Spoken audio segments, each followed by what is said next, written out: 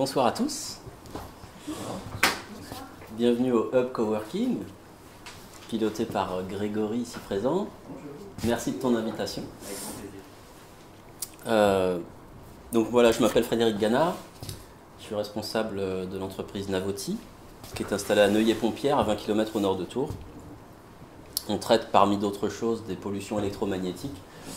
Et je dirais qu'en filigrane de notre travail, l'intelligence artificielle occupe une place assez importante en termes de réflexion et en termes de proposition.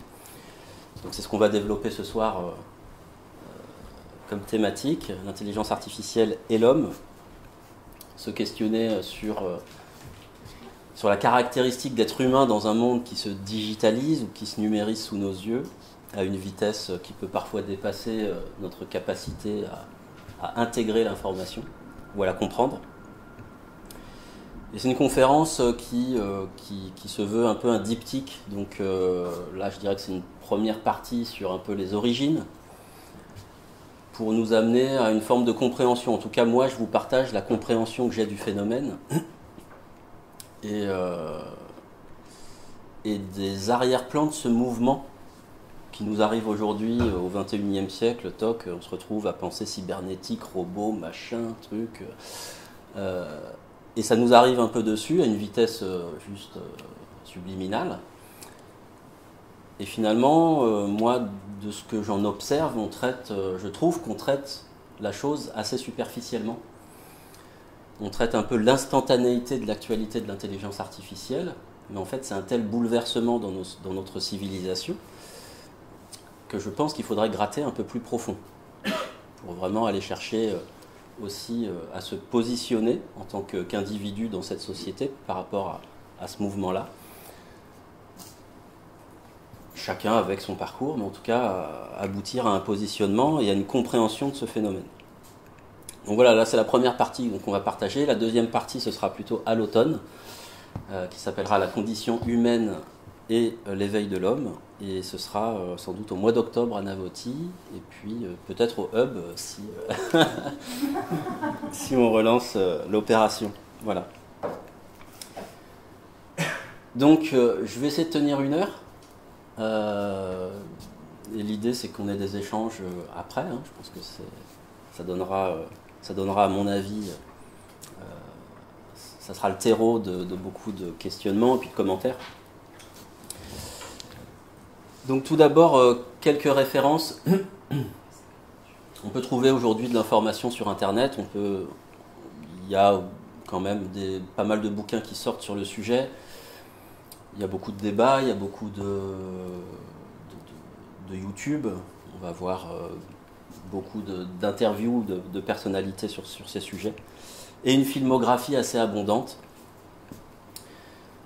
depuis longtemps, qui a bercé mon enfance. Donc moi j'ai 45 ans, je ne sais pas vous, mais en tout cas, effectivement, depuis notre enfance, le mythe de Terminator est là, entre autres. Et c'est donc assez nourri. Assez peu malgré tout sur les arrière-plans. Et c'est ça qu'on va essayer de développer aujourd'hui. Tout d'abord, on parle d'intelligence artificielle. Je pense qu'il faut faire l'effort d'une définition. Ce qui n'est pas forcément évident, parce qu'en fait, rien que le concept d'intelligence en tant que tel, il est déjà assez difficile à caractériser. Si on parle d'artificiel, c'est donc bien que quelque part on l'oppose aussi à une intelligence qui serait naturelle. Donc on voit bien qu'il y a déjà 3 concepts en un.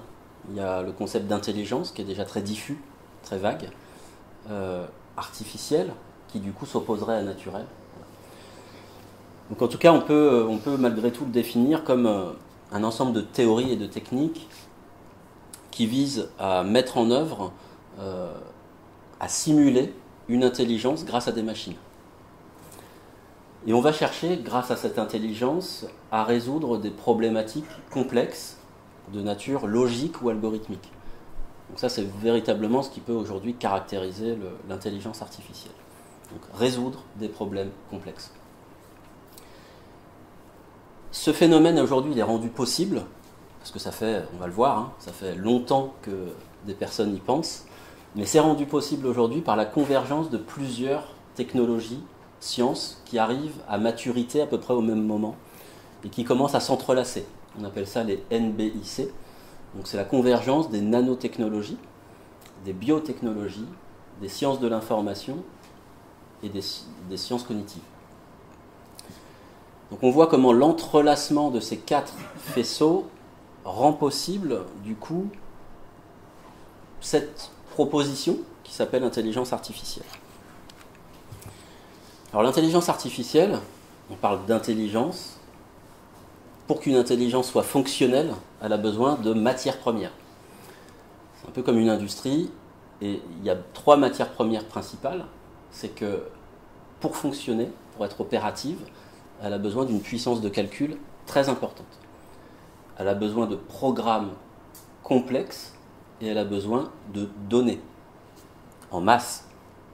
On le voit bien, ne serait-ce que pour nous, hein. Vous mettez un ingénieur dans une pièce, le meilleur du monde, et vous ne lui donnez aucune information. Il va boire un café, il va aller prendre un verre d'eau, il va fumer une clope, et puis il va se barrer. Productivité nulle. Il a besoin de données. Lui, il va connaître des programmes, parce qu'il a été formé pour ça, mais il a besoin de données pour, à un moment donné, avoir une production. Et la puissance de calcul, elle sera limitée à son seul cerveau, et c'est là la limite que rencontre l'homme. Aujourd'hui, la puissance de calcul de l'informatique permet de calculer ce que des millions de cerveaux humains en même temps ne pourraient pas calculer, de manière très rapide. Donc puissance de calcul, programme et données. Et c'est vraiment les 3 mamelles de l'intelligence artificielle, et on va voir comment ces enjeux, en fait, s'interfacent, s'entrelacent, et finissent par créer le monde tel qu'il se dessine autour de nous. C'est évident que quand vous êtes sur Facebook et que vous savez que Facebook archive l'intégralité des contenus de plus de 2 milliards d'utilisateurs, avec des photos, des vidéos, etc., vous vous dites que là, il y a du big data, donc le besoin d'archiver, de collecter et d'archiver des milliards de gigaoctets qui vont faire des data centers par milliers, l'équivalent de X stades de foot de serveurs avec des disques durs à l'intérieur. Donc si je prends l'exemple juste d'un micro-ordinateur, ces 3 phénomènes, on les retrouve dans un micro-ordinateur. La puissance de calcul, c'est le microprocesseur, des transistors. Les programmes, c'est les logiciels, le soft. Et les données vont être stockées sur le disque dur.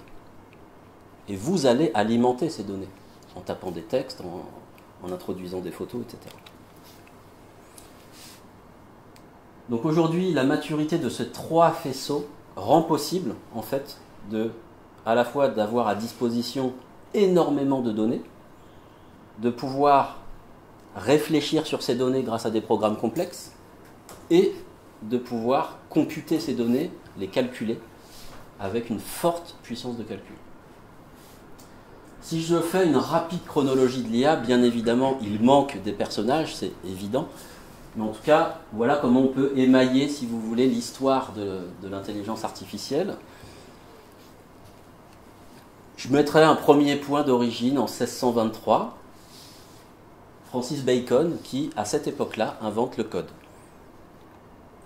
On se dit, ouais, l'informatique, machin, c'est le XXe siècle. Non, pas du tout. C'est né au XVIIe siècle. Un peu plus tard, toujours au XVIIe siècle, Descartes introduit le concept d'animal-machine. Ensuite, Rudolf Steiner, on en reparlera, décrit les arrière-plans de la technologie et de l'électromagnétisme, sur une vision un peu philosophique et occulte. Là, déjà, on revient un peu dans notre ère, 1924, 20e siècle, 42, Isaac Asimov énonce les 3 lois de la robotique que je vais me permettre de lire, parce que là, on est dans de l'algorithmie et il faut être précis dans les termes. D'accord ? Première loi que Isaac Asimov, écrivain, décrit dans un de ses ouvrages. Un robot ne peut porter atteinte à un être humain, ni, en restant passif, permettre qu'un être humain soit exposé au danger. Première loi. Deuxième loi. Un robot doit obéir aux ordres qui lui sont donnés par un être humain, sauf si de tels ordres entrent en conflit avec la première loi. Donc il y a déjà une subordination. On est déjà dans une logique algorithmique. Troisième loi. Un robot doit protéger son existence tant que cette protection n'entre pas en conflit avec la première ou la deuxième loi. Ouais, donc c'est les poupées russes en fait, elles sont intriquées les unes dans les autres et elles se subordonnent les unes aux autres. Ces lois, elles ont guidé un petit peu l'esprit éthique de la robotique et de l'intelligence artificielle jusqu'à il y a quelques années. Et il y a quelques années, il y a des gens qui ont dit, qui travaillent sur ces sujets-là, elles ne sont plus suffisantes ces lois. Quand on parle de drones de combat, quand on parle de décisions stratégiques, quand il faut appuyer sur la gâchette, qui le fait? Le robot ou l'homme à travers le robot? Donc quand on rentre dans ces enjeux-là, qui sont des enjeux d'actualité, on n'est pas du tout dans de la prospective, eh bien en fait ces lois ne suffisent pas. Donc il y a un consortium qui réfléchit en fait à l'élaboration de nouvelles lois, notamment issues de l'université de la singularité, dont on parlera un peu plus tard. Ensuite, 1950, Alan Turing, mathématicien de génie, qui développe le test de Turing pour répondre à cette question: une machine peut-elle penser? Ce test de Turing, il est toujours d'actualité, il est toujours utilisé. Et en fait, la logique, c'est que vous confrontez un être humain et vous le mettez en face d'une machine ou d'un autre être humain, sauf que vous ne lui dites pas qui il a en face. Si jamais il n'arrive pas à discerner si c'est une machine ou un être humain, ça veut dire que la machine est capable d'entretenir une conversation avec un niveau tel de clarté, de cohérence, qu'un humain peut considérer qu'il a en face de lui un humain. À ce jour, aucune machine n'a réussi le test de Turing. Mais il continue en fait de tester les intelligences artificielles sur ce test, de manière à voir à un moment donné où, bah voilà, quand vous achèterez un petit assistant à la Fnac, par exemple, là, rue Nationale, un petit robot qui vous fera la conversation, pour les maisons de retraite, par exemple, ou les choses comme ça. Et bah, à un moment donné, ces robots seront capables, parce qu'ils auront passé le test de Turing, d'entretenir une conversation naturelle. Le terme même d'intelligence artificielle, il arrive un peu plus tard, en 1956. L'année suivante, en 1957, Julian Huxley invente le terme de transhumanisme, dont on parle, je ne sais pas, hein, si ces sujets vous intéressent, vous avez très certainement entendu déjà ce mot-là à la radio, dans les journaux et autres. Le transhumanisme naît en 1957. En 58, de 58 à 65, il y a 3 personnages qui vont développer le concept de singularité technologique. Le concept de singularité technologique, il est important aujourd'hui parce que quelque part, c'est un peu lui qui est à l'origine du mythe Terminator. C'est qu'à un moment donné, l'intelligence artificielle aura un degré suffisant de maturité pour gagner en autonomie et pour avoir une conscience. À partir du moment où une intelligence artificielle, dans un robot par exemple, ou peu importe, gagne en autonomie et tout d'un coup a conscience d'elle-même, quid de sa réflexion, si on peut parler de réflexion, c'est ça qui est compliqué, quid de sa réflexion sur sa propre condition. C'est-à-dire qu'elle va aussi prendre conscience qu'elle est à notre service. Elle va aussi prendre conscience qu'elle a du pouvoir, parce qu'elle a à sa disposition des milliards de téraoctets de data centers à sa disposition. Si elle est auto-apprenante, elle va être capable de transformer elle-même son programme. D'accord ? Voilà, donc là, c'est depuis ce concept de singularité que quelque part naît le mythe Terminator, puisqu'on est directement dans tous ces films, et puis après dans les bouquins d'Asimov, Le meilleur des mondes, etc. On est dans cette logique-là de la machine autonome qui prend sa liberté. Et qui pose là foultitude de questionnements pour notre propre condition. Un peu plus tard dans le temps, 97, Deep Blue, l'intelligence artificielle d'IBM, bat Garry Kasparov aux échecs. C'est la première fois qu'un ordinateur bat un champion du monde d'un jeu de société qui demande quand même beaucoup de réflexion et de stratégie en live. 2005, le projet Blue Brain voit le jour, qui vise à répliquer le cerveau d'un mammifère. Et dernièrement, 2015, deux des champions du monde du jeu de Go, qui est le jeu de société le plus complexe et le plus créatif du monde, a été battu par l'intelligence artificielle de Google qui s'appelle AlphaGo. Donc on voit comment, à mesure que le temps passe, les choses se structurent, les choses se matérialisent, se densifient, et que ce qui n'était que des vagues concepts lorsqu'Isaac Asimov énonce les 3 lois de la robotique devient des enjeux de gouvernance internationale, des enjeux de sécurité et de cybersécurité, lorsqu'il s'agit d'appliquer ces lois à des drones qui existent, à des gouvernements qui les utilisent dans le cas de conflits, dans le cas de guerre, etc.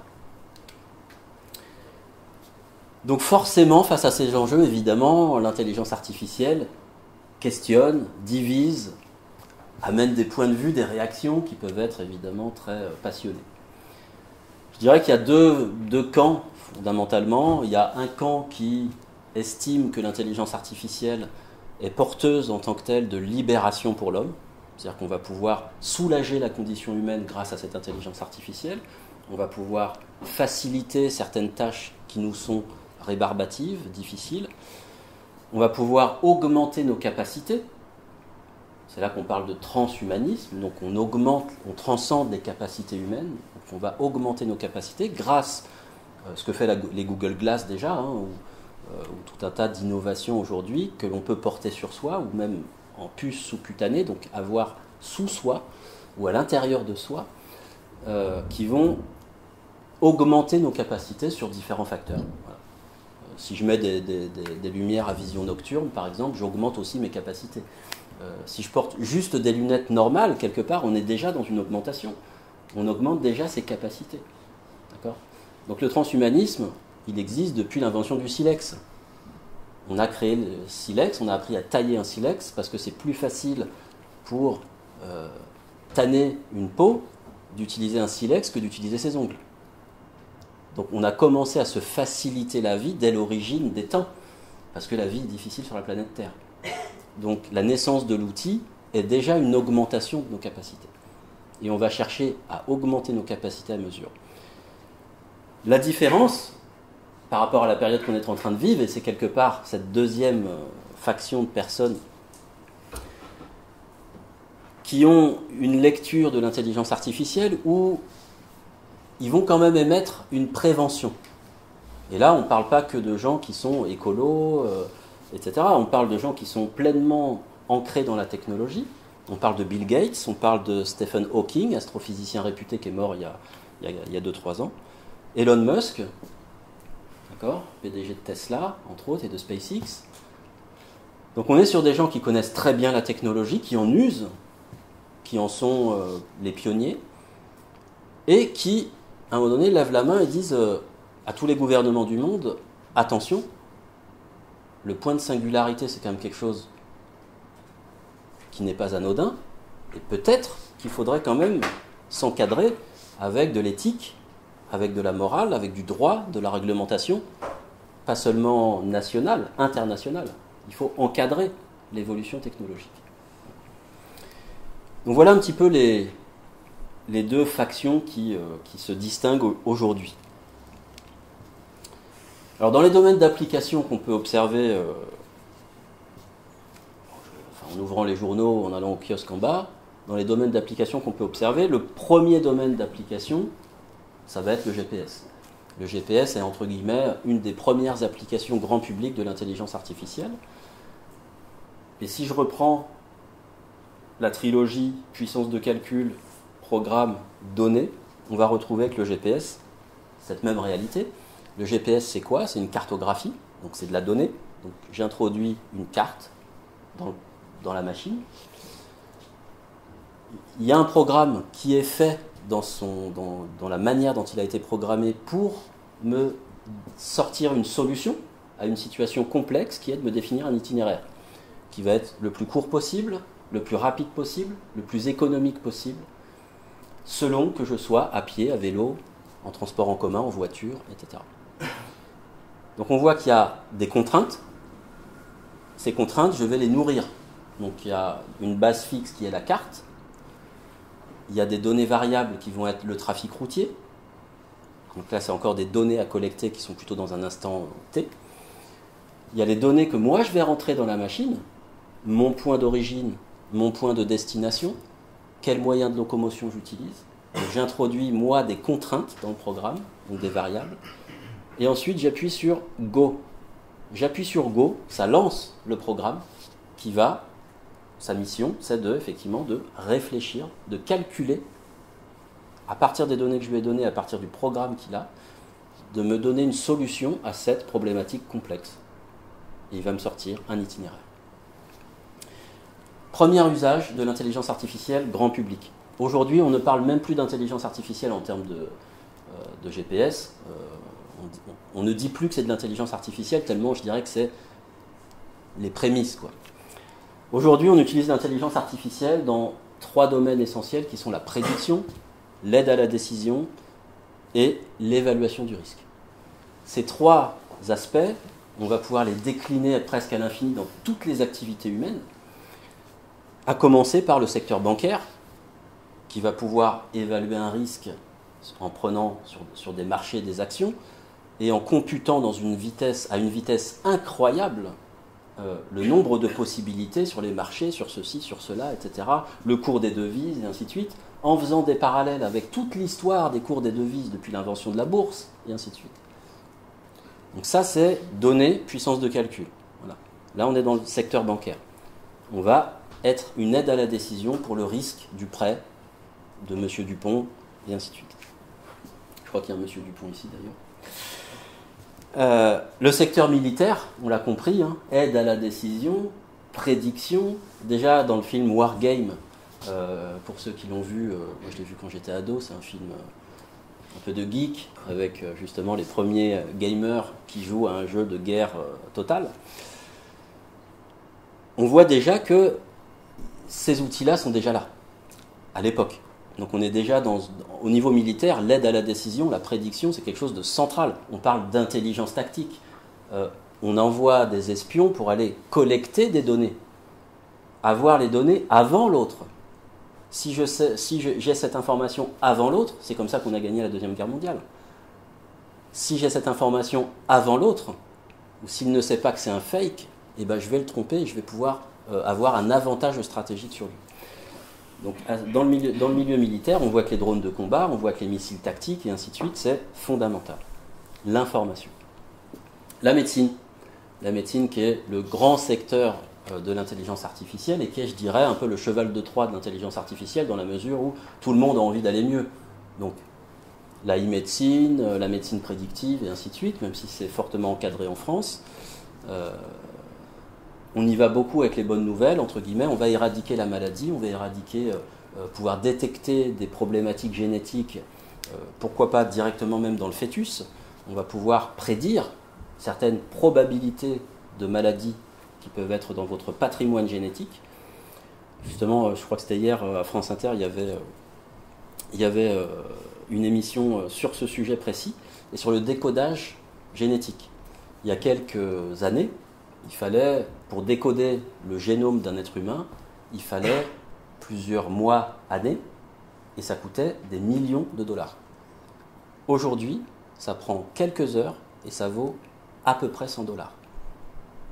Voilà comment la miniaturisation, l'augmentation de la puissance de calcul, l'augmentation de la capacité à stocker de la donnée et à la traiter, en fait, amène la technologie à devenir accessible, rapide, donc utilisable. Voilà. Le smartphone qu'on a tous dans la poche, eh bien, c'était à l'époque, ça occupait tout l'espace du hub coworking ici. Voilà. Un ordinateur pour porter une application de notre smartphone. Aujourd'hui, on a 100 applications dans notre smartphone, disponibles à chaque instant, sans fil. Le renseignement policier, je pense que vous avez tous vu Minority Report, ou pas loin, le film de Spielberg. Là, on est dans la criminalité prédictive. Donc ça, c'est clairement des choses qui sont utilisées aujourd'hui par les services de renseignement, par les services policiers. Sarkozy, lorsqu'il était président, a même parlé de détecter les gènes de criminalité chez les jeunes. Donc ce n'était pas encore de les enfermer de manière préventive, mais on n'est déjà pas loin. Quand un président de la République émet quand même cette proposition, et c'était en 2007, pas loin, quand il fallait nettoyer au Karcher les banlieues.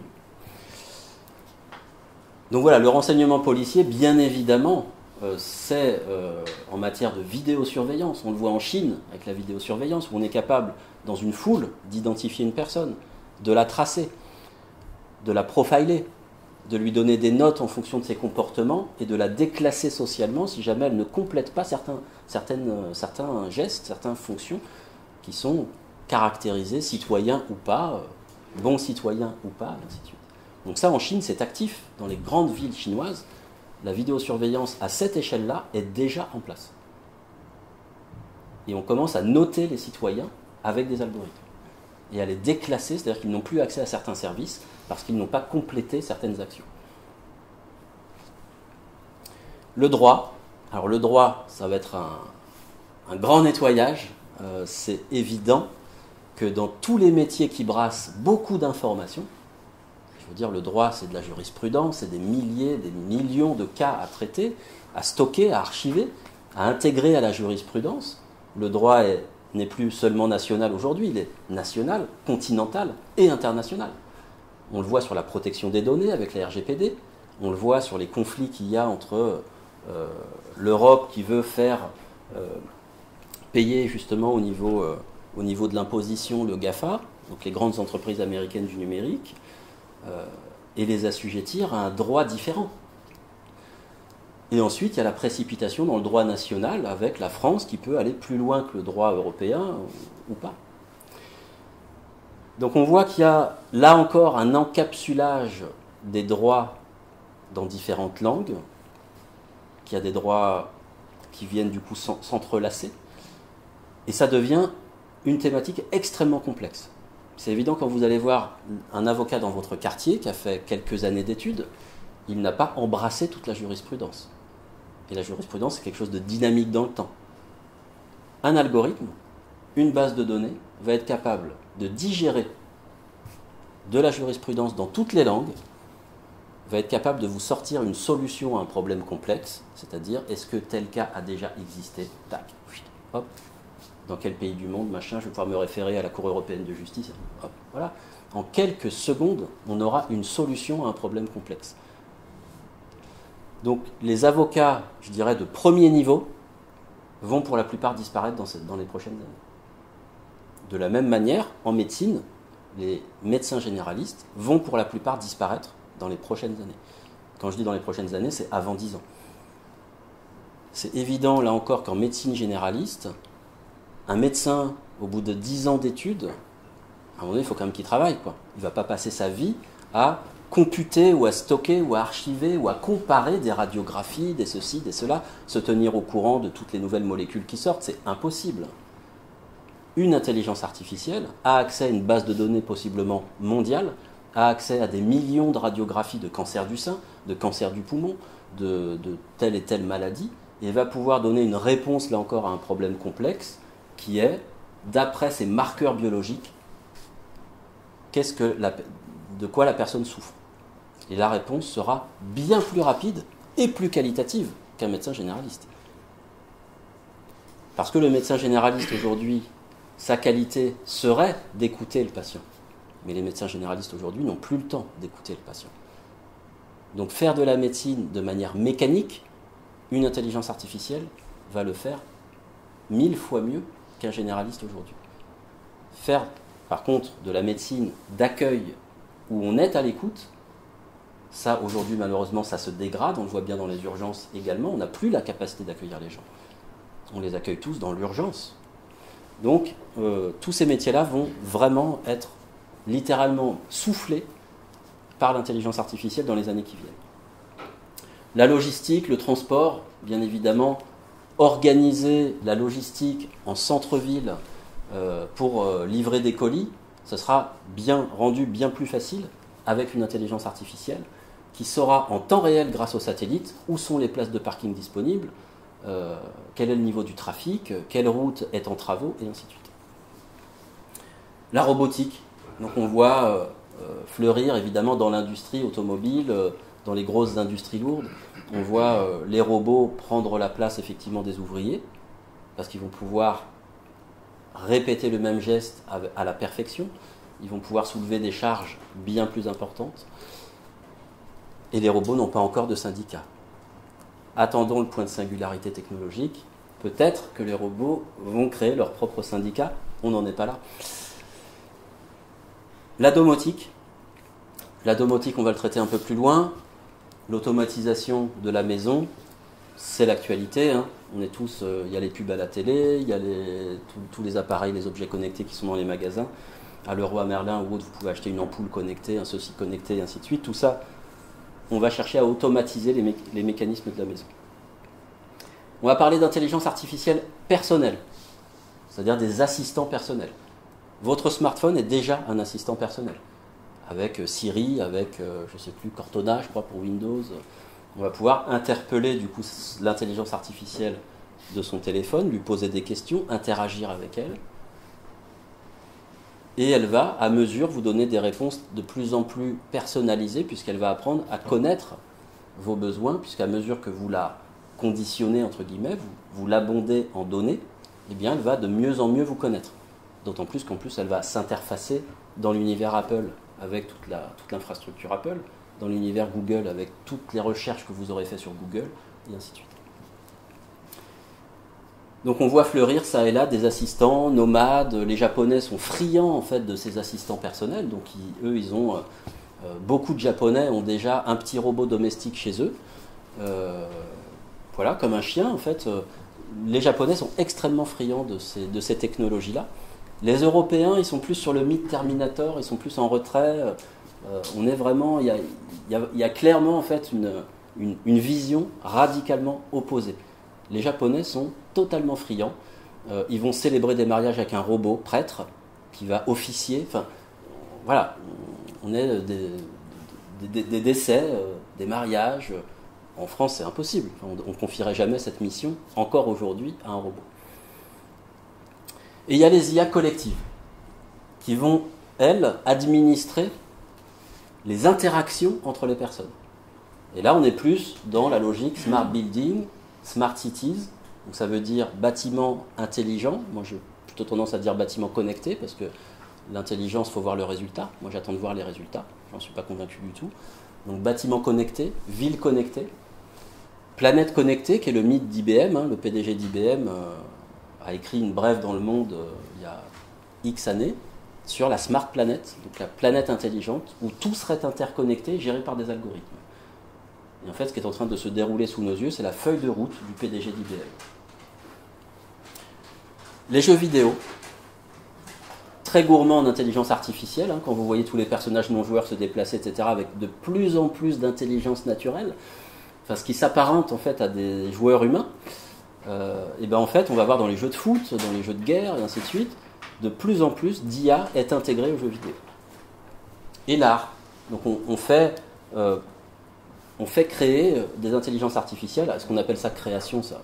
Il y a tout un tas de débats philosophiques là-dessus, sur des œuvres artistiques, musicales, peinture, et on leur fait écrire des scénarios de films, des scénarios de livres, et on voit si ça tient la route. C'est un peu comme le test de Turing. Et c'est vrai que parfois c'est assez bluffant. Alors demain vers l'IA forte, l'intelligence artificielle forte. C'est-à-dire tout ce que je vous ai présenté là, c'est de l'IA faible. C'est-à-dire c'est uniquement des programmes qui s'exécutent. On a défini une feuille de route algorithmique, le programme s'exécute. On appelle ça de l'IA faible. L'IA forte, c'est qu'on va être dans des programmes auto-apprenants. On va parler de deep learning, de machine learning, et là la machine va se confronter à elle-même. C'est un peu ce qui s'est passé avec AlphaGo, parce qu'en fait elle a joué des milliers de parties ou des millions de parties contre elle-même pour apprendre le jeu. Et elle a modifié son programme, elle l'a adapté, elle l'a complexifié pour grandir. Donc là on est dans l'IA forte. Aujourd'hui, il n'y a pas d'application pratique grand public de l'IA forte. C'est évidemment ça qui donnera naissance à la singularité technologique, parce que c'est la machine, en apprenant d'elle-même, en apprenant de ses expériences, en collectant ses données elle-même, etc., et en transformant son programme elle-même, qu'elle aboutira à un moment donné à de l'autonomie et possiblement à la conscience d'elle-même, avec des conséquences qui aujourd'hui sont évidemment difficiles à cerner. Alors un petit focus sur la domotique, parce que je dirais que c'est l'objet le plus proche de nous, hein, c'est notre maison, et puis en fait on a tous dans nos smartphones aujourd'hui une application de domotique, c'est-à-dire sur l'iOS, il y a déjà en fait une application qui gère la smart home, donc la domotique domestique, qui vous permet de piloter des objets connectés chez vous, de les programmer. Donc domotique, ça veut dire quoi? C'est l'automatisation de la maison. Donc on va chercher à se faciliter la tâche de manière à ce que des choses se produisent de manière automatique dans la maison pour nous, pour apporter du confort, plus de sécurité, de la santé et des économies d'énergie. Donc la domotique repose directement sur le concept de communication de machine à machine. Donc sur le concept d'échange de données. Et d'où l'importance de ce concept d'objets connectés, on appelle ça Internet of Things, l'Internet des objets, qui est en train d'émerger fortement, puisqu'en fait le déploiement de la 5G, donc la 5e génération de téléphonie mobile, est en train de se déployer. Donc il y a des millions de nouvelles antennes qui vont être déployées partout dans le mobilier urbain, dans les objets, etc., qui vont permettre justement cet échange d'informations entre objets pour, entre guillemets, les rendre intelligents. Les rendre intelligents, ça veut dire qu'ils vont échanger de la donnée pour, selon les programmes, les personnalisations qu'on aura prédéfinies, nous faciliter la vie. Donc je rentre chez moi le soir, j'aime bien avoir une ambiance tamisée quand je rentre chez moi, je rentre du travail, ma domotique me repère en GPS grâce à mon smartphone. À partir du moment où je suis à 500 mètres de mon domicile, toc, l'IA va me déclencher un café avec le parfum que j'aime à cette heure-là de la journée, va tamiser ma lumière, va me mettre la musique que j'aime entendre à ce moment-là de la journée quand je rentre du travail, va commander éventuellement une pizza si je n'ai pas envie de faire à manger, et ainsi de suite. Et donc on est dans l'Internet des objets, c'est-à-dire qu'il va y avoir des échanges de données entre le contenu de mon frigo, est-ce que j'ai envie de me faire à manger ou pas ce soir, et ainsi de suite. Et on va pouvoir paramétrer tout ça. Il y a un livreur en bas, je vais pouvoir déclencher l'ouverture de la porte à distance. Donc échanger, transmettre, recevoir des données, c'est la base de tout ce qui se passe aujourd'hui. De toute façon, vous ne pouvez pas aller dans un magasin sans voir une nouvelle application connectée, sans voir un nouvel objet sans fil, sans voir un nouvel objet qui va émettre des données ou quoi. Même à Noël, quand on regarde les rayons de jouets, il y a des robots avec intelligence artificielle et ainsi de suite. Ça y est, enfin, pour les gamins. Donc on est directement là dans un univers qui va avoir besoin de données, mais pour capter ces données, on a besoin de capteurs. Notre smartphone, je veux dire, c'est un capteur énorme. Enfin, c'est juste le best-of du capteur. Vous avez un gyroscope, qu'on peut savoir quelle est votre inclinaison. Il y a un altimètre, on sait à quelle altitude vous êtes. Il y a un GPS, donc on est capable de vous localiser de manière extrêmement précise. Le mythe de la voiture autonome, qui est pour dans quelques années, c'est quand même de lâcher le volant. Donc c'est bien évident qu'il faut des capteurs partout. Des capteurs sur l'autoroute, des capteurs ceci, pour voir la distance entre les voitures, votre vitesse, et ainsi de suite. Gérer tous les paramètres de sécurité. Donc c'est évident que quand on lâche le volant, heureusement, il faut un certain degré de sécurité. Il faut que les capteurs ne vous lâchent à aucun moment, donc il n'y a pas de zone blanche. La 5G, c'est ça. Il n'y aura plus de zone blanche au niveau des capteurs. Donc on est localisé en permanence, on est profilé par tous ces capteurs. Google est un capteur de nos recherches, donc de nos centres d'intérêt. Amazon est un capteur de nos achats, de nos habitudes de consommateurs. Apple, c'est tout un univers, un écosystème privatif. Facebook, c'est un capteur de nos données affectives, relationnelles, et ainsi de suite. Donc le monde des capteurs est directement lié à l'intelligence artificielle. L'intelligence artificielle, si elle n'a pas de données, elle n'existe pas. Les capteurs sont les objets qui vont permettre de capter ces données et d'amener l'intelligence artificielle à un niveau supérieur et d'aller vers l'IA forte. Donc on voit l'importance de la collecte et du stockage de données, ce qui donne naissance à des nouveaux métiers. Donc si vous êtes data analyst, je ne sais pas s'il y en a parmi vous, je pense que vous ne seriez pas là, parce que vous seriez sans doute à Ibiza à boire du champagne.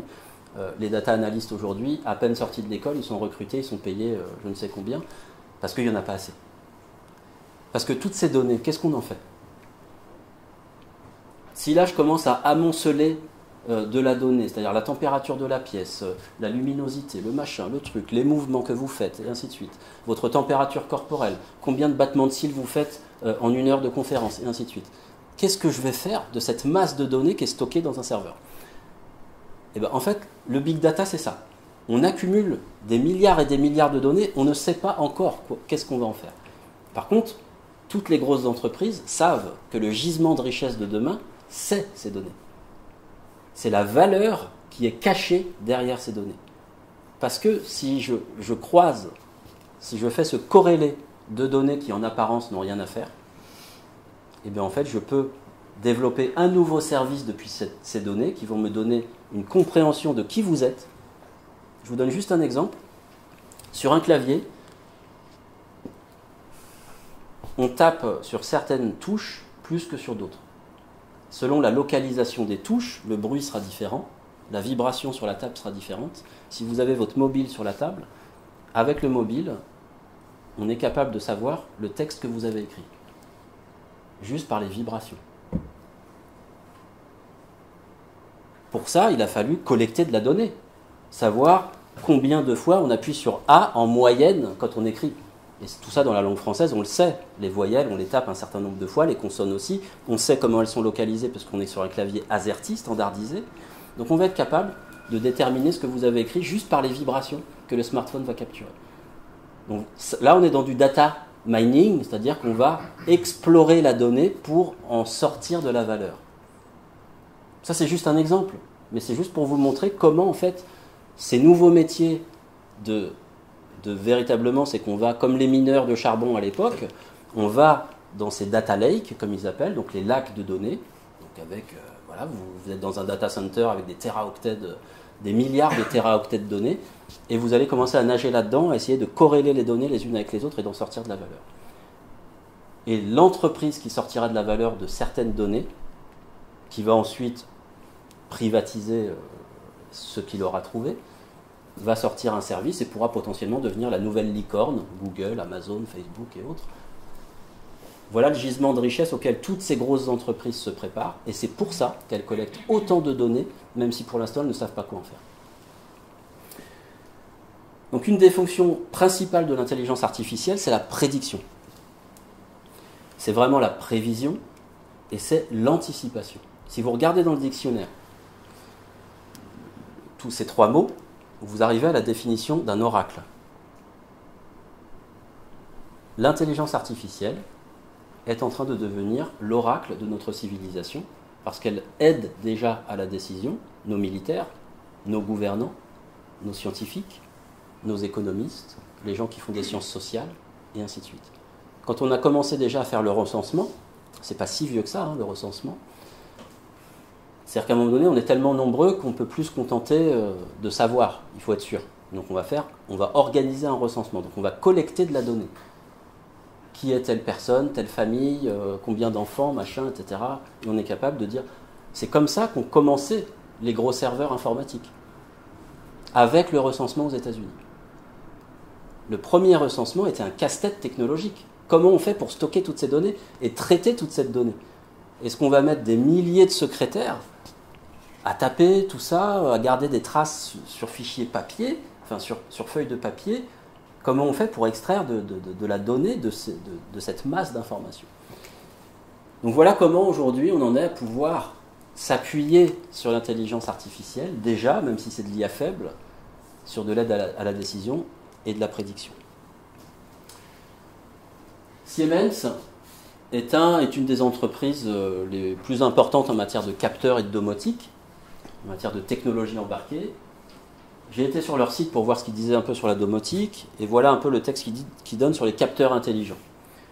Quand les bâtiments prennent vie, les capteurs des bâtiments vont devenir de vrais organes sensoriels, dont Siemens entend réunir la plupart des fonctions sur une seule et même puce. Donc là, la miniaturisation nous amène à pouvoir embarquer sur une seule puce des capteurs de mouvement, de gaz, de chaleur, de bruit, de lumière, de reconnaissance faciale, etc. Google et Facebook, comme on l'a vu, embarqués dans nos smartphones, dans nos ordinateurs, ce sont évidemment des énormes capteurs de données. Deezer, c'est aussi une intelligence artificielle. Quand vous appuyez sur Flow, comment, d'après vous, Deezer va choisir les musiques que vous aimez? Il choisit les musiques que vous aimez parce qu'il vous a profilé. Parce que vous avez écouté telle et telle musique à telle heure de la journée, tel jour de l'année, etc. Et du coup, on est capable de savoir, par recoupement statistique, qu'à un moment donné, à ce moment-là de la journée, quand vous appuyez sur Flow, c'est plutôt ça que vous avez envie d'entendre. Donc on est déjà dans des IA faibles qui sont embarqués dans tout un tas de technologies aujourd'hui. Ce qui est intéressant d'observer, là j'ai repris la pyramide de Maslow, donc la pyramide qui hiérarchise nos besoins en partant par nos besoins physiologiques. C'est-à-dire qu'entre guillemets, ici c'est les besoins d'accomplissement. On sera difficilement accompli si on a faim, froid, soif et qu'on est dans la rue. D'accord ? Donc les besoins physiologiques, c'est déjà de pouvoir respirer un air pur, d'avoir un sommeil réparateur, de se sentir en sécurité, de ne pas avoir le ventre vide, etc. Et donc ensuite, on peut se permettre d'avoir des besoins d'appartenance. C'est là que Facebook entre en ligne de compte. Donc on voit bien comment la domotique qui vise à améliorer notre santé, notre confort, vient directement pluguer sur nos besoins physiologiques. D'accord ? Comment Facebook, lui, est plugué sur nos besoins d'appartenance, les tribus, les groupes, les commentaires, les likes, etc., dont les algorithmes sont faits pour générer l'hormone du plaisir. C'est-à-dire que quand on reçoit un commentaire, ça génère de l'hormone du plaisir en nous. Et ça va générer une addiction. Donc ça, c'est ce que les anciens de Facebook qui sont partis, les anciens dirigeants même de Facebook qui sont partis, ont dénoncé justement par rapport à ces algorithmes qui suscitent l'addiction. Le besoin d'estime, là encore, besoin de reconnaissance, etc. On est directement dans Facebook.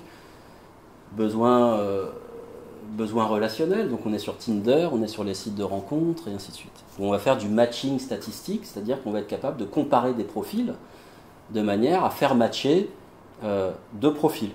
Bah tiens, cette personne-là, à 98%, elle match avec celle-là. Il y a de très fortes probabilités pour qu'elles s'entendent bien. Donc fondamentalement, pourquoi faire l'intelligence artificielle ? Pour nous rendre la vie plus facile. Comme je le disais, depuis la nuit des temps, on cherche à se rendre la vie plus facile. C'est légitime, la vie est difficile. Donc on cherche à se la faciliter. De manière plus subconsciente, l'être humain cherche à être créateur. Il était créateur. Enfin, on est toujours créateur, je dirais, naturellement par notre sexualité, c'est-à-dire qu'on est capable de générer des formes de vie avec nos propres corps. Par contre, on n'a pas vraiment la maîtrise du processus. Là, l'idée de l'intelligence artificielle, c'est de devenir créateur d'une forme de vie, d'intelligence. Je ne sais pas si le mot vie est approprié, mais en tout cas d'une forme d'intelligence qui ressemble à la nôtre, mais en plus performant.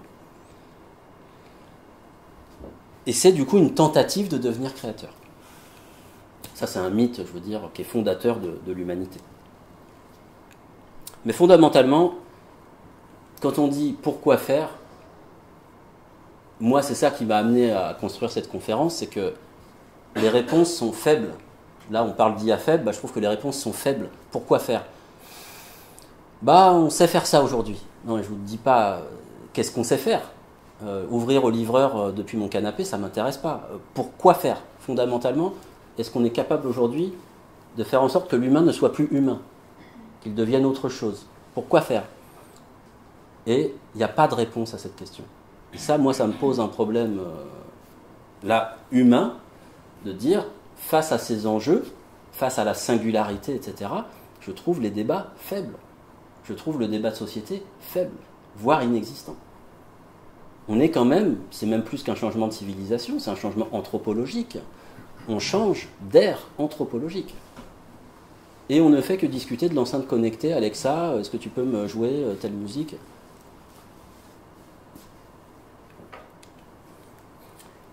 Donc pour comprendre cette mécanique, j'ai fouiné un peu historiquement justement.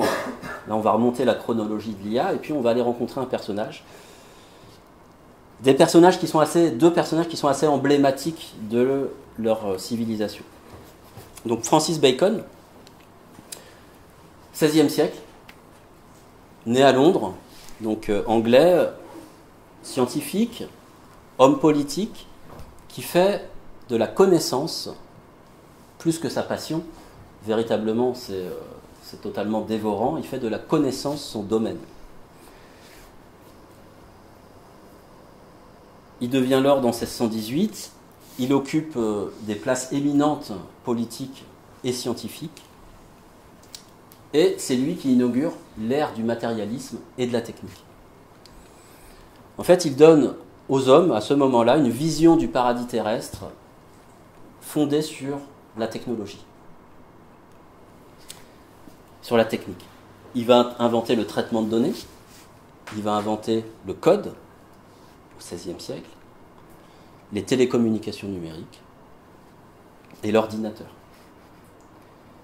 Et il entreprend, à travers l'écriture monumentale de 6 ouvrages dont il n'arrivera au bout que de 2, les autres sont des ébauches, mais rien qu'en cet état-là, il livre à l'humanité quelque chose qui continue de nourrir la civilisation dans laquelle on se trouve. Il écrit en fait sur la connaissance, sur comment entrer en relation avec la connaissance de manière objective. Le but de Bacon est véritablement de restaurer le pouvoir de l'homme sur la nature. Le problème pour lui, et c'est ça qui le rend fou, et c'est ça l'objet de sa vie en réalité, c'est qu'il décrypte à quel point en fait nos mécanismes qui vont vers la connaissance sont déviants, sont faussés, sont biaisés par ce qu'il appelle des idoles. Des idoles qui sont au nombre de 4. Les idoles de la race qui sont basées sur notre physiologie, sur notre sensorialité. Aujourd'hui, je veux dire, c'est totalement commun. C'est dans tous les magazines, ça fait partie de l'éducation, des sciences cognitives. On sait aujourd'hui que nos sens sont différents d'un individu à un autre. On n'a pas la même vision, on n'a pas la même ouïe, on n'a pas le même goût, on n'a pas le même odorat. On a des capteurs sensoriels qui sont spécifiques, qui nous sont personnels. En cela, c'est un filtre. Et donc, ça transforme la connaissance. Deuxième idole, les idoles de la caverne, l'éducation. Là encore, c'est quelque chose qui aujourd'hui est totalement admis. L'éducation, évidemment, biaise la vision que l'on a du monde parce qu'on est déterminé ou prédéterminé par notre éducation. Les idoles de la place publique, qui fait que nous autres humains nous relationnons les uns avec les autres, que nous échangeons des mots, des idées, des concepts avec un langage, une langue qui peut être différente et qui du coup fausse déjà la compréhension, mais même les mots qu'on utilise dans une même langue faussent déjà notre compréhension puisque nous n'en avons pas tous la même compréhension. Et enfin les idoles du théâtre qui fondent nos civilisations, puisqu'en fait ce sont les grands systèmes philosophiques, idéologiques que nous avons construits et qui nous permettent de vivre. La démocratie, la liberté d'expression, le libéralisme, le communisme, etc. Tout ça, ce sont de grands systèmes de valeurs idéologiques, de traditions, qui eux aussi portent en tant que tels des biais. Donc ils fondent ces 4 idoles. Il faut se rendre compte qu'à cette époque-là, c'est énorme de pouvoir poser avec autant de finesse tout ce qui vient biaiser, déformer notre vision du réel. En 1623, sa démarche va plus loin et dans un ouvrage, là encore fondateur, De Augmentis Scientiarium, il vient poser les bases du code. Le code naît en 1623. Son objectif, c'est de décrire le réel, de décrire notre environnement avec du code, c'est-à-dire de s'affranchir des limitations du langage.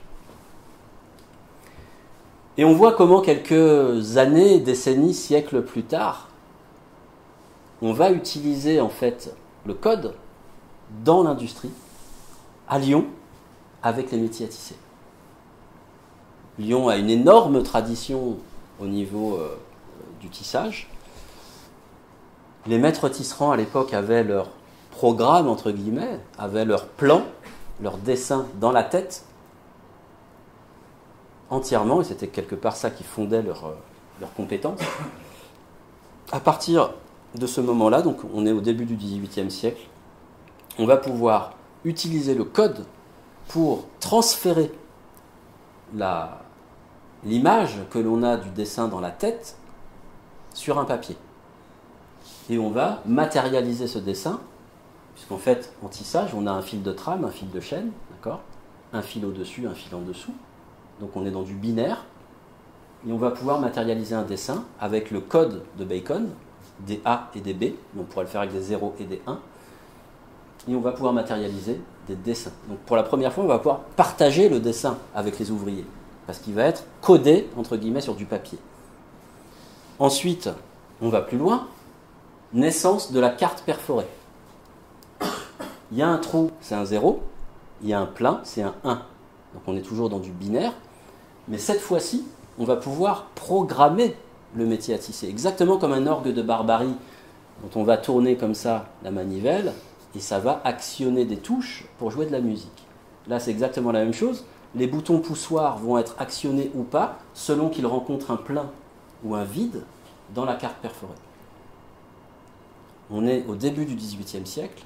La carte perforée est utilisée sur les gros systèmes informatiques. Quand j'étais petit, mon père bossait à l'INSEE au service informatique. Il y avait des gros systèmes et il bossait avec des cartes perforées pour gérer les statistiques de la nation.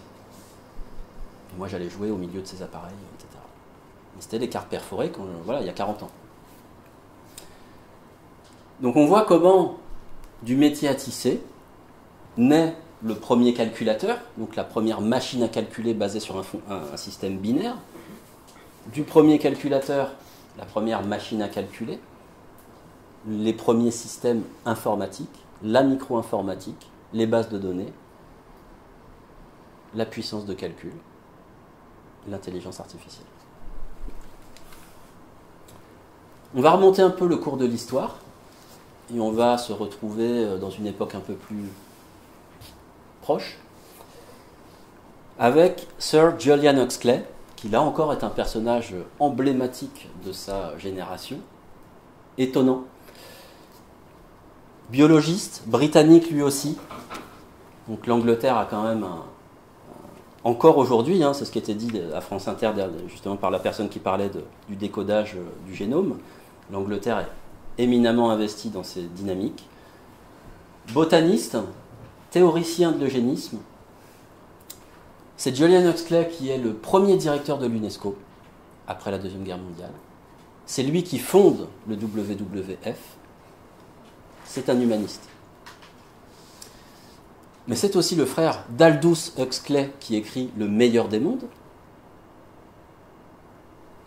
Le meilleur des mondes qui est quand même un ouvrage fondateur qui, quelque part, nous plonge dans la société dans laquelle nous vivons aujourd'hui, ou pas loin. Et c'est le petit-fils de Thomas Huxley, lui-même biologiste et collègue de Darwin. On est quand même sur un personnage qui vient marquer son époque.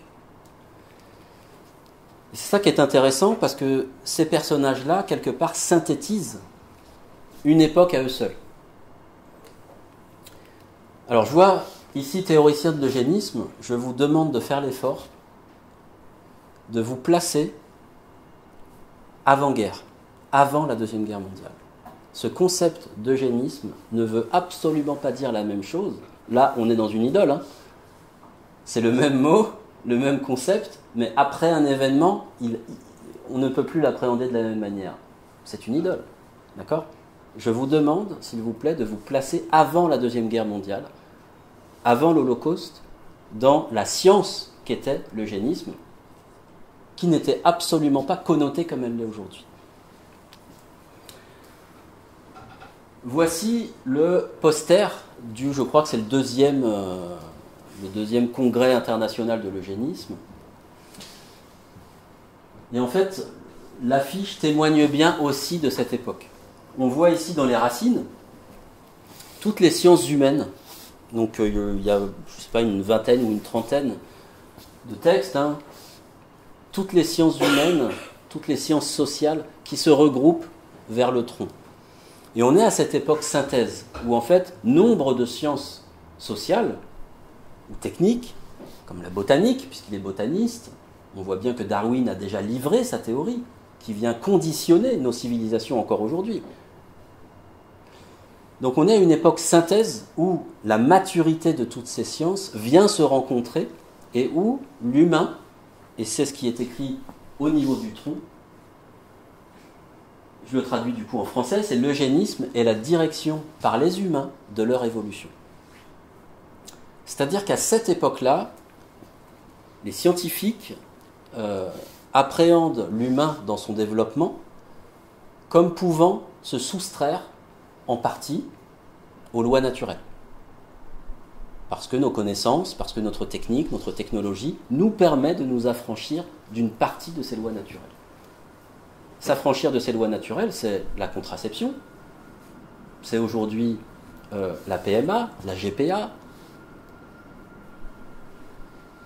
C'est toutes ces approches qui nous permettent de nous soustraire des lois naturelles. On est déjà dans cette technique, dans de l'eugénisme, dans la vision pré-Deuxième Guerre mondiale. D'accord ? Donc voilà comment, à cette époque-là, les scientifiques qui traitent du vivant, donc de la biologie, appréhendent cette réalité-là.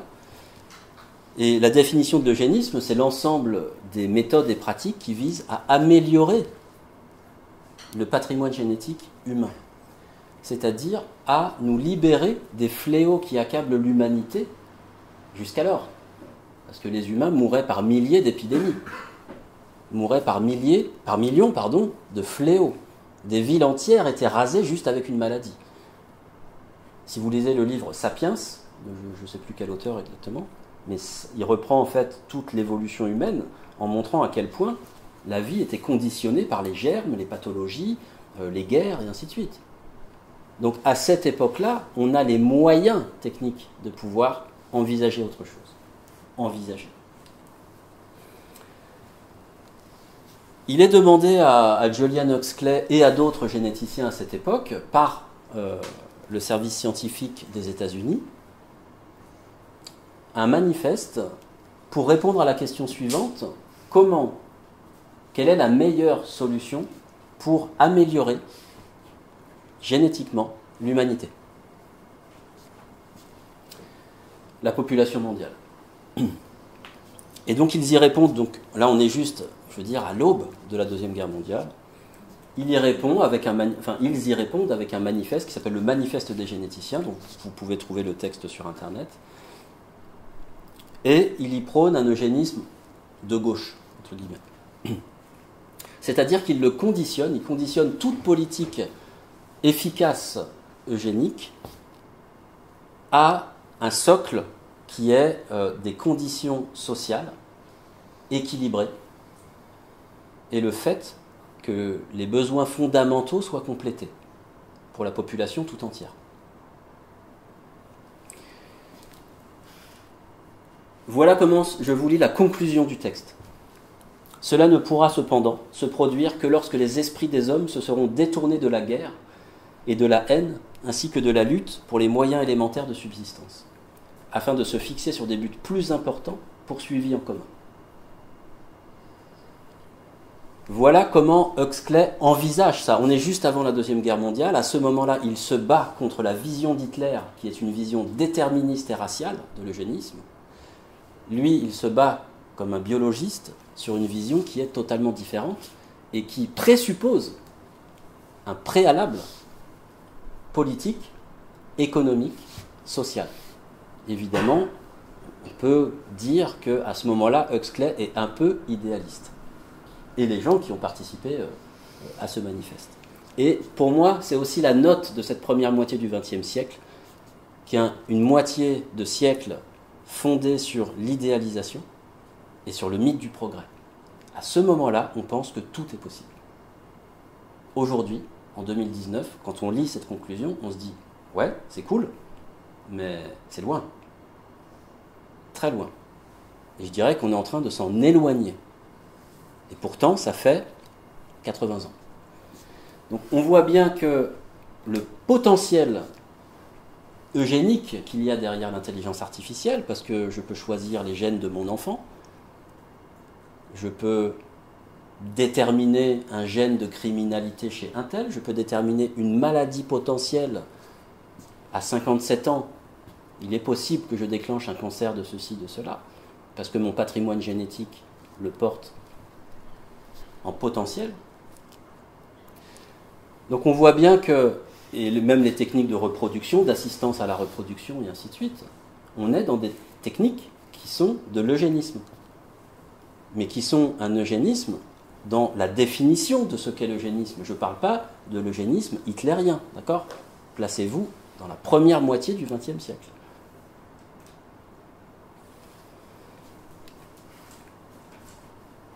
Donc, on se place maintenant après la Deuxième Guerre mondiale.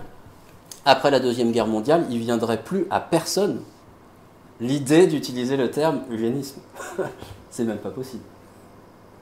Donc Huxley, dont c'est quand même, je veux dire, c'est quand même sa vie, cette discipline, eh bien, il va inventer le terme transhumanisme, qui est, entre guillemets, très, très similaire, qui va décrire justement ce point de vue, selon lequel l'homme pourrait s'augmenter grâce à la technologie, et notamment avec l'aide de l'eugénisme. Voilà. Ça, c'est le transhumanisme.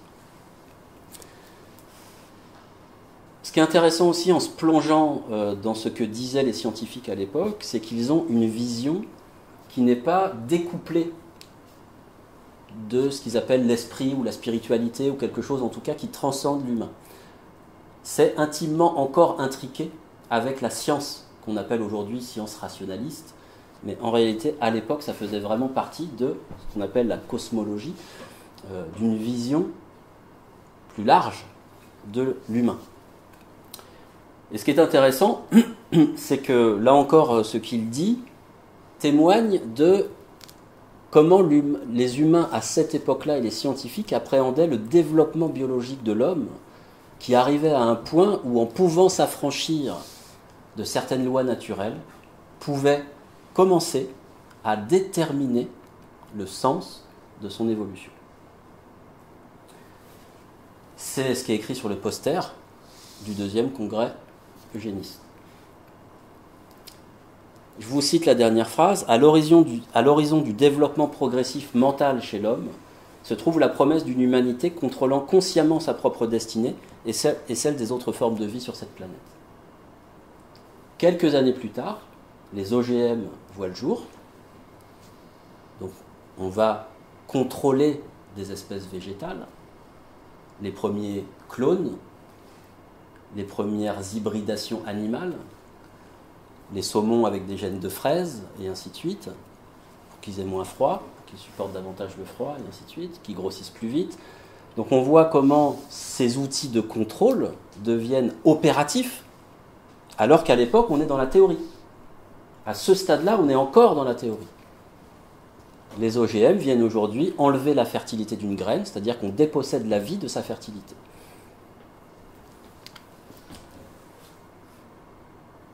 Et l'homme dans tout ça? Eh bien, on va plonger un petit peu, et on terminera sur cette partie-là. On va revenir sur cet aspect de capteur et sur cet aspect de sensorialité. Si on regarde notre système sensoriel, donc on a un système nerveux qui nous permet, comme les capteurs justement qu'on est en train de créer dans nos espaces de vie, de collecter des données par nos yeux, nos oreilles, nos différents sens externes au niveau de la tête, nos sens internes au niveau du ventre qui captent d'autres types d'informations, et cette partie cardiaque qui capte également d'autres types d'informations. On voit que le nerf vague joue un rôle de transmetteur, c'est-à-dire qu'il va innerver en fait ces différents espaces, le système nerveux central, le système nerveux entérique, le ventre, notre deuxième cerveau, là aussi on est dans quelque chose qui aujourd'hui devient populaire. Il y a 20 ans ce n'était pas le cas. On voit bien qu'on est en train de comprendre comment fonctionne notre système sensoriel. Et cette partie cardiaque qui est également innervée et également chargée de neurones, donc qui vient capter et computer de l'information, on voit que notre système nerveux est donc tripartite. Il est en 3 parties. Ces différents espaces vont collecter des données de nature différente. Exactement comme si je mettais un capteur de mouvement, de gaz, de ceci, de cela. Je mets des capteurs qui captent des informations de nature différente. Notre système nerveux est comme ça. Donc en réalité, on est en train d'extérioriser, forcément à l'extérieur de nous, on est en train d'extérioriser notre système nerveux en plaçant des capteurs qui nous constituent dans notre environnement. Et on est en train d'extérioriser la partie qui est en capacité de computer ces informations, c'est-à-dire notre cerveau. L'Europe a engagé des milliards d'euros sur un projet de compréhension du cerveau pendant plusieurs années. Il y a donc énormément de programmes scientifiques basés sur la compréhension du cerveau. C'est pour ça qu'il y a autant d'émissions sur le cerveau, parce qu'il y a des fonds qui sont massivement injectés dans la compréhension de cet espace-là, qui vont servir bien sûr à matérialiser, vous vous rappelez, le projet Deep Brain, je crois, pour simuler un cerveau de mammifère. Eh bien, on est aujourd'hui dans la captation d'informations, de données et de connaissances qui va nous permettre de simuler un cerveau humain. Et ça s'appelle l'intelligence artificielle.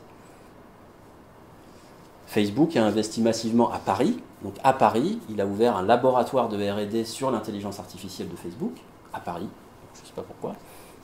Et donc il y a X ingénieurs de très haut niveau qui travaillent sur l'IA de Facebook à Paris. Donc on voit que ce sujet de l'intelligence artificielle, Google, investit des sommes colossales dans l'intelligence artificielle, parce qu'ils savent que c'est l'or de demain, c'est leur modèle économique de demain.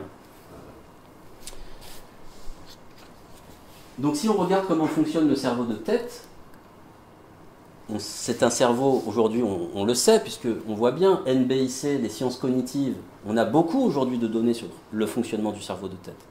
C'est un cerveau qui fonctionne de manière analytique, qui collecte des données, qui les analyse, qui crée des briques, etc., qui les stocke dans différentes zones bien spécifiques.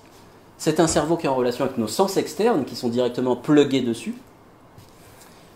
Donc ce cerveau va être stimulé par nos sens externes. C'est un cerveau qui est plutôt de nature masculine, c'est-à-dire c'est un cerveau qui est plutôt pénétrant, à l'inverse du cerveau du ventre, qui est un cerveau qui est plutôt accueillant. D'ailleurs, si on regarde bien, le ventre, c'est un cerveau qui est ouvert sur l'environnement. Quand j'ouvre la bouche, j'ai mon œsophage et je suis directement dans mon cerveau du ventre. C'est un cerveau qui est en relation avec l'environnement. C'est un cerveau qui est plutôt du coup dans l'accueil. On est dans un principe qui est plutôt tourné vers l'intérieur. Et c'est un cerveau, le cerveau du ventre, qui est plutôt en lien avec le temps naturel. Quand je disais tout à l'heure que la reproduction, c'était quelque part un des moyens créateurs que nous avions, mais sur un temps naturel, qui rend fou d'ailleurs les biologistes. Si on essaye à ce point de contrôler la reproduction, c'est parce que ça a toujours rendu fou les scientifiques de ne pas savoir qu'est-ce qui se passe dans le cerveau d'une femme, dans le ventre d'une femme, dans le cerveau du ventre d'une femme. Ça les rend fous. Que ce soit opaque ce processus, et depuis très longtemps, depuis près d'un siècle, il y a des gens qui travaillent sur la naissance extra-utérine, c'est-à-dire le fait de pouvoir voir, comme dans les films d'anticipation, ça fait un siècle que les scientifiques travaillent là-dessus, de pouvoir voir la fécondation et le processus de croissance d'un embryon humain. Donc ça, c'est des recherches qui sont en cours, et comme je vous l'ai dit, ça fait un siècle. Donc on voit comment l'intelligence artificielle est finalement l'excroissance de notre tête. Par contre, ce n'est pas du tout l'excroissance de notre ventre. Parce que le ventre, il ne fonctionne pas de manière analytique comme ça. C'est ça qui est intéressant parce que Bacon, donc on est encore au XVIe siècle, Bacon à cette époque-là parle de ça, parle de ces deux cerveaux qui sont contradictoires l'un avec l'autre et parle de ce qui manque justement dans cette relation. Il évoque les empiriques, qui sont plutôt cerveau du ventre, cerveau expérimental, qui vont expérimenter, accumuler des données, etc., expérimenter la vie, sans trop la réfléchir. Et puis les rationalistes, qui eux réfléchissent beaucoup, mais font peu, expérimentent peu. Par contre, ils vont théoriser, machin, etc., analyser, ainsi de suite. Là, on voit bien comment les deux cerveaux travaillent de manière différente. À cette époque-là, lui, il les classe en empirique et en rationaliste.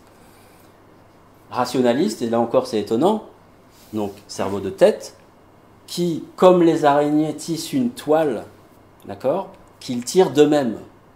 Qu'est-ce qui se passe aujourd'hui? On extériorise notre système neurosensoriel, on extériorise notre tête dans des capteurs, dans des smart grids, donc des grilles d'interconnexion intelligentes, qui vont servir de support aux smart cities, aux smart buildings, et ainsi de suite, à la planète connectée dont le PDG d'IBM parle. Donc on voit qu'on est dans l'extériorisation de cette toile d'araignée qu'est notre tête, et le web, c'est quoi? C'est bien cette toile d'araignée qui est une excroissance de notre cerveau. Et il parle du monde de l'abeille. Alors ça c'est rigolo parce que nous on travaille justement avec un apiculteur sur l'accompagnement au changement dans les entreprises, et l'abeille c'est un animal extrêmement inspirant, et il en parle au XVIe siècle en disant justement que l'abeille, elle est au milieu entre les empiriques et les rationalistes. Elle est au milieu parce qu'elle va collecter dans son environnement des matières premières, et elle va, grâce à, comme il en parle, à une vertu qui lui est propre, transmuter ces matières premières pour en donner une production qui lui est personnelle. Et voilà comment il en parle. C'est l'image du véritable travail de la philosophie, qui ne se fie pas aux seules forces de l'esprit et n'y prend même pas son principal appui. Quand là il parle esprit, il parle mental. En fait, c'est toujours les traductions en anglais entre mind, spirit. C'est pourquoi il y a tout à espérer d'une alliance intime et sacrée de ces deux facultés, expérimentales et rationnelles. Alliance qui ne s'est pas encore rencontrée. On est au XVIe siècle. Au XXIe, elle ne s'est toujours pas rencontrée. On est toujours dans un conflit cerveau de tête, cerveau du ventre, qui passe son temps à se faire la guerre et qui n'arrive pas à dialoguer de manière fluide et pacifique. Donc si je reprends ce schéma, avec la grille de lecture de Bacon, l'abeille est au milieu et elle va pouvoir gérer le flux à la fois de l'expérimentation, de l'approche rationnelle, et dans cette alliance sacrée et intime que Bacon exprime, va pouvoir produire quelque chose qui lui est propre, des matières qui lui sont propres. Et on voit que cette notion médiane de compréhension fait cruellement défaut dans nos sociétés. On a encore du mal à vivre ensemble. On a encore du mal à relationner les uns avec les autres, à se comprendre. Il suffit de voir la géopolitique, il suffit de voir les guerres partout, les murs qui se hissent entre les sociétés, le Brexit et ainsi de suite. On a beaucoup de mal à vivre ensemble, beaucoup de mal à s'accueillir, beaucoup de mal à se comprendre. Il suffit de voir aussi les migrations. Donc cet espace médian, il fait aujourd'hui cruellement défaut et l'intelligence artificielle ne vient pas le compenser. Parce qu'en extériorisant notre tête, avec les capteurs de Siemens, en fait, on donne aux algorithmes à gérer tout ce qui nous dérange. Ce que Pierre Rabhi appelle le putain de facteur humain, ce que tout manager connaît, gérer l'homme, c'est compliqué. Ce que tout politicien, ce que toute personne qui vit à plus qu'un, c'est compliqué. Et même quand on vit seul, on est déjà compliqué avec soi-même. Donc, fondamentalement, il y a cette problématique de la relation et de l'interdépendance des humains les uns avec les autres, qui est éminemment complexe, et on a l'opportunité extraordinaire aujourd'hui de déléguer ce putain de facteur humain à l'intelligence artificielle. Mais pourquoi est-ce qu'on s'en passerait? On galère depuis des millénaires pour vivre ensemble, pour collaborer, pour arrêter de se taper dessus. On n'y arrive pas. Bah, peut-être qu'en confiant cette interrelation à des algorithmes, elle y arrivera mieux que nous. C'est ça le projet de l'intelligence artificielle. Les smart cities, c'est quoi? Je vais optimiser tous les flux et toutes les interactions dans la ville grâce à des algorithmes. Le transport sera plus fluide, vous arrêterez de faire la queue au bus parce que vous saurez exactement quand est-ce qu'il arrive, voire même les bus vont se découper en petites briques et puis vous aurez toujours un bus au moment où vous avez besoin, etc. C'est ça les smart cities. C'est ça le projet. C'est plus qu'un projet parce que Google est en train d'en construire. Ils ont 60 smart cities commandées par l'Inde. Ils ont un modèle au Canada qu'ils ont construit de smart city pour justement servir de cité témoin. Donc tout ça, c'est en cours.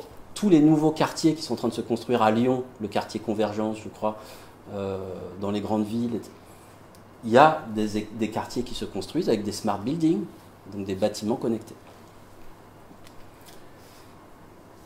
4 siècles après Bacon, c'est étonnant, j'ai lu ça dans un bouquin de Rudolf Steiner il y a très peu de temps, et c'est fou parce que 4 siècles après, il dit la même chose d'une manière différente, avec un peu plus du coup d'acuité, puisqu'en fait on a accumulé de l'expérience, déjà il y a la technique, le moteur à vapeur qui est arrivé, et ainsi de suite, enfin, on est déjà quand même dans une autre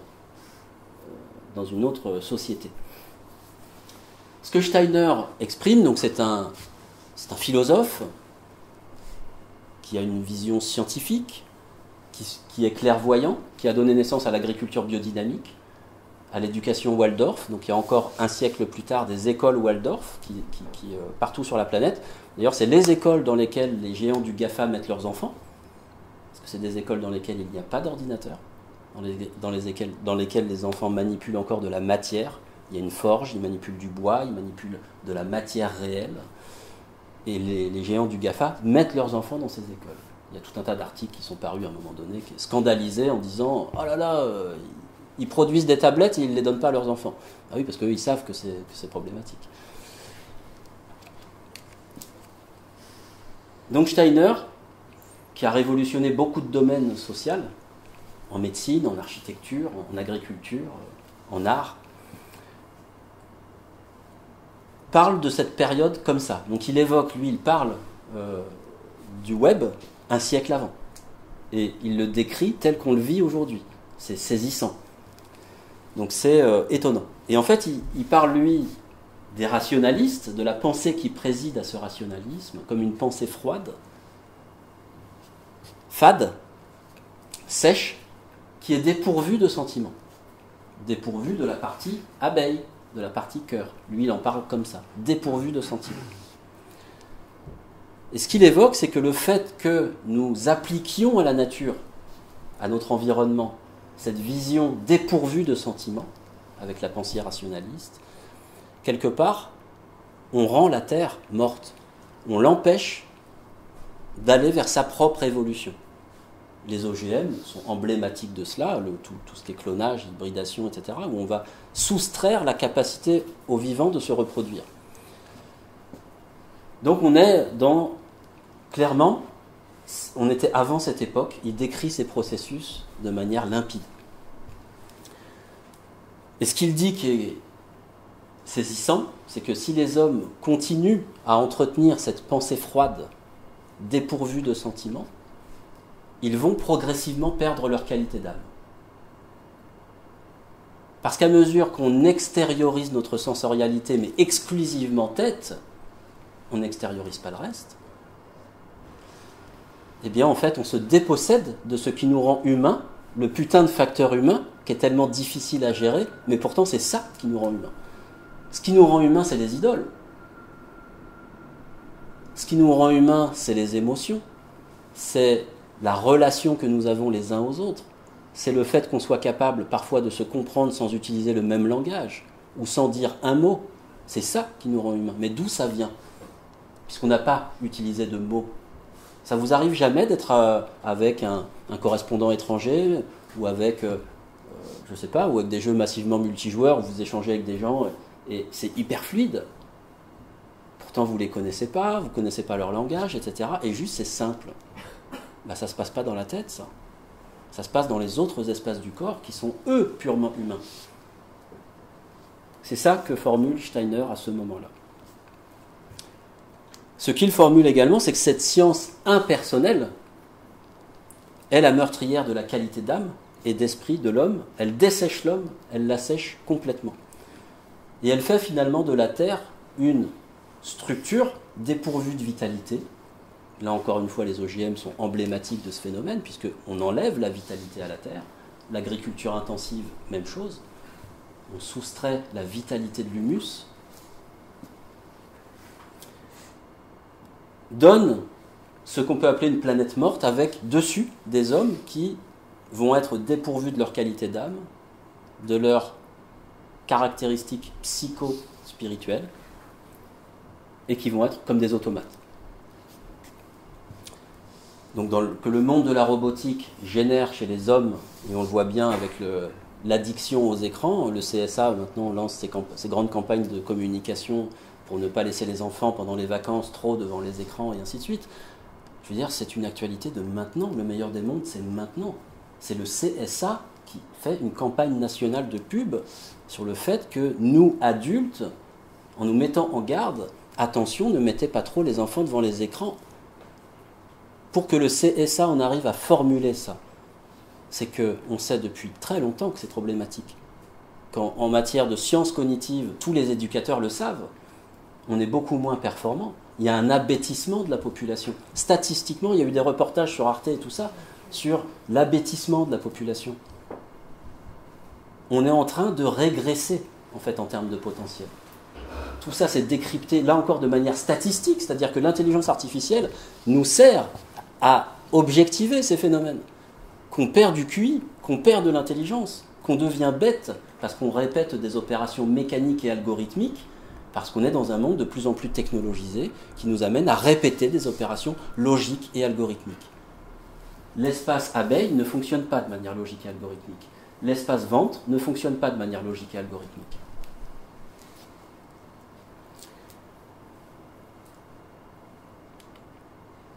Donc, moi, ce qui m'interpelle du coup dans ce constat, c'est que ce qui est dit par à la fois Bacon au XVIe siècle et Steiner au XXe témoigne de ce que Star Wars, que George Lucas en 1974 produit avec Star Wars, c'est-à-dire l'étoile noire.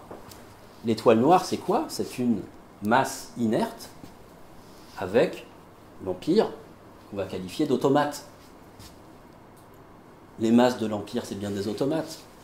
Et la résistance dans Star Wars, c'est bien ce potentiel cœur, avec de l'empathie, avec parfois des raisonnements comme Han Solo qui sont complètement irrationnels.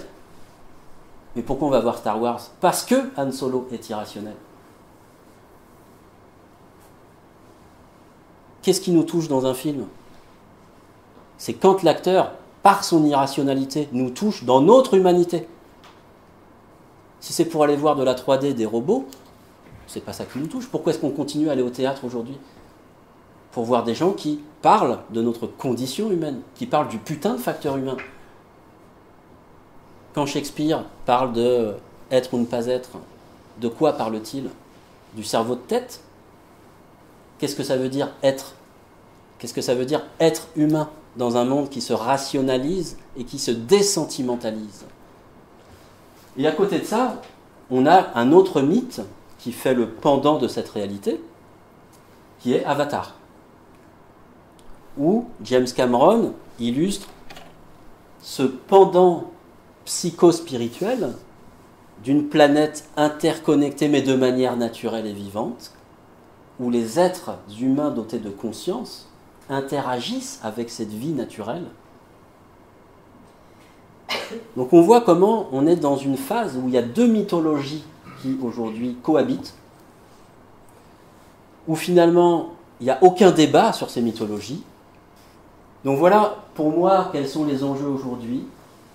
Conscience collective artificielle, Donc IA forte qui va manager et administrer nos interactions collectives, ou la possibilité d'une conscience collective humaine en mode abeille, en mode cœur, compréhension, qui peut être la matérialisation d'avatar, c'est-à-dire une capacité simplement à être humain sans déléguer la responsabilité que nous avons de nos interrelations. Si on arrête de déléguer tout ce qui nous emmerde, qu'on accepte de se réapproprier ce truc en se disant je vais quand même gérer ma responsabilité par rapport aux migrants, je vais quand même assumer ma responsabilité vis-à-vis de ce qui me gêne chez l'autre, je vais quand même assumer ma responsabilité vis-à-vis de ci, de ça, etc., plutôt que de le déléguer, eh bien en fait progressivement, on va nourrir cet espace médian qui fait défaut aujourd'hui. Voilà la perception que j'ai de ce phénomène, et puis j'espère qu'on peut échanger ensemble sur tout ça. Après, je vous remercie de votre écoute.